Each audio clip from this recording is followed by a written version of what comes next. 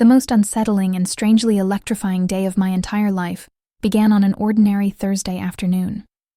The house felt unusually quiet. Only the slow, steady ticking of the old grandfather clock in the living room kept me company.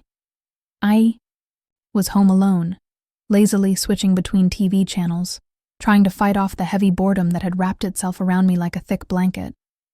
Dad and Catherine had left together earlier that day for some errands and a few appointments. They wouldn't be back for hours. That left just me and Emily, my stepsister.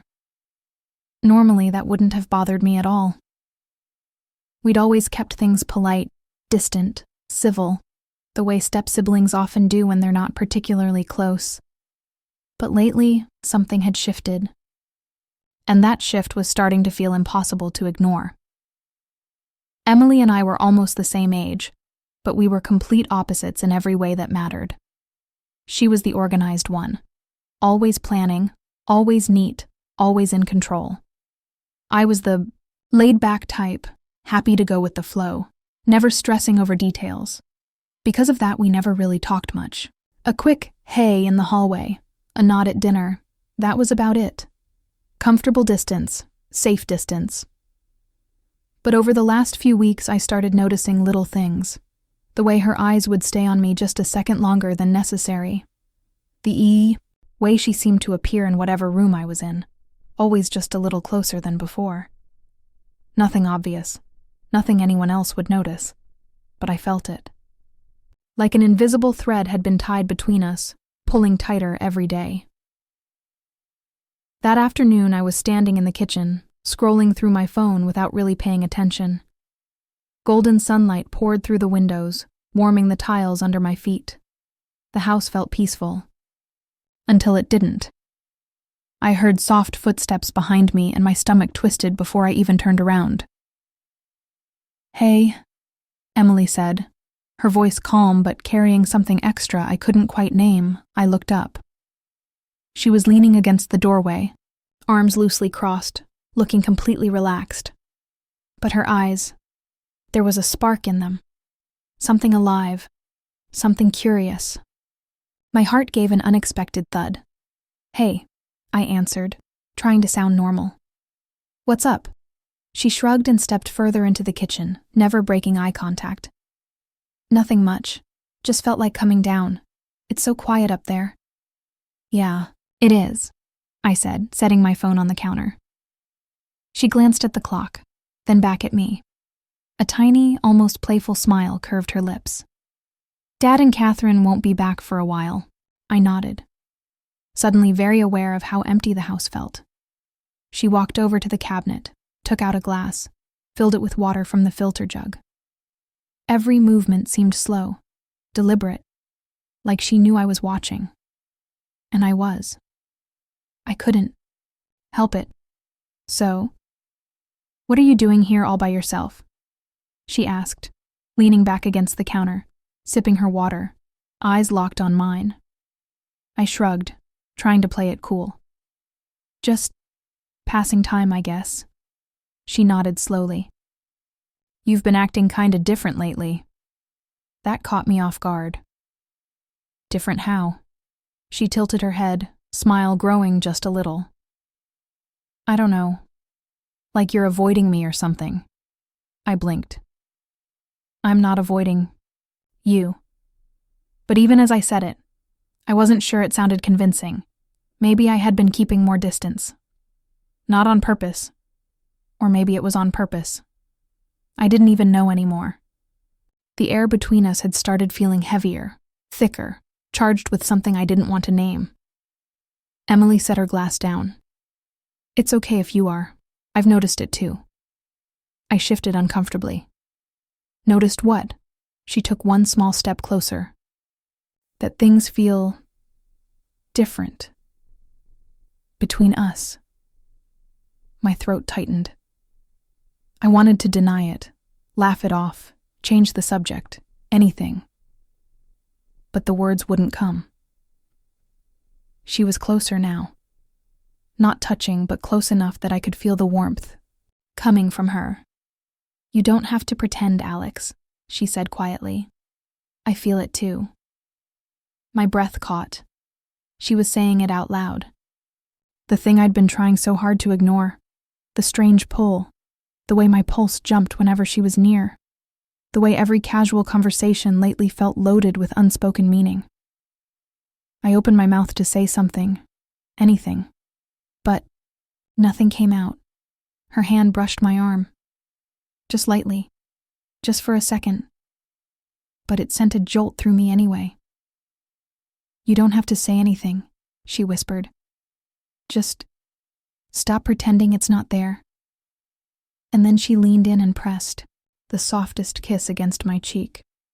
It was gentle, innocent on the surface, but it felt like a spark landing on dry grass. I froze. My mind screamed that this was wrong, that we were step-siblings, that this couldn't happen, but my body didn't move away. She pulled back just enough to look at me, that same soft, knowing smile on her face. "Emily," I managed, voice shaky. "What?"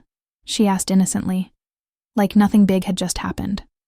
"We can't," I started, but the words felt weak, empty, because part of me, a part I hated admitting existed, didn't want to stop. She stepped closer again. Her hand rested lightly on my chest. I could feel my own heartbeat thundering under her palm. "Why not?" she asked softly. "We're not related by blood. We're just two people who've lived in the same house for years. That's all." I swallowed hard. "But Dad, Catherine..." She sighed and stepped back a little, giving me space. I don't know what they would think. I really don't. But I do know I'm tired of acting like nothing's changed. Because something has. Her honesty hit me harder than anything else. She was right. We couldn't keep pretending. The tension had been building for weeks, maybe months. Ignoring it wasn't working anymore. "I don't know what we do now," I admitted. Emily's eyes softened. "We don't have to figure it all out today. We can just take it slow, one step at a time." I let out a long breath I didn't realize I was holding. "One step at a time." She smiled. A real, warm smile this time. Together. And somehow, in that moment, it felt like maybe, just maybe, we could. The days after that conversation passed in a strange blur. Everything looked normal on the outside. We still ate dinner together when the parents were home. We still said good morning. But underneath it all, something had permanently shifted. Every glance felt heavier. Every time our hands accidentally brushed passing a plate or the remote, electricity shot through me. We didn't talk about it again right away, but we didn't have to. The awareness was always there, humming quietly between us. About a week later, the house was empty again. Dad and Catherine were out for the evening. I was on the couch trying to watch something, anything, to distract myself. But my mind kept replaying that moment in the kitchen. Her voice, her touch, the way she looked at me like she really saw me. Emily walked in from the kitchen, drying her hands on a towel. She stopped in the doorway and looked at me. "You okay?" she asked gently. I nodded, throat tight. She came over and sat on the other end of the couch. Not too close, but close enough. We were quiet for a long minute. Finally, she spoke. "We need to talk." I turned the TV off. "Yeah, I know." She looked straight at me.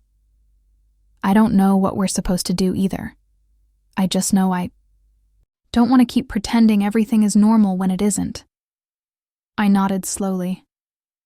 "Me neither." Another long silence. "I'm scared," she admitted quietly. "But I'm also tired of feeling confused all the time." "Me too," I whispered. She gave a small, sad smile. "So what do we do?" "I don't know," I said honestly. "But maybe we just keep being honest, with each other, No more pretending. She nodded. No more pretending. And somehow that small promise felt like enough for now. We didn't kiss again that night. We didn't need to. The connection was already there. Fragile, complicated, confusing, but real. I still don't know where this is going. I still feel guilty sometimes. I still worry about what happens if anyone finds out. But I also know one thing for certain. Something changed between us that Thursday afternoon. And there's no going back to the way things were before. Whether that's good or bad, only time will tell.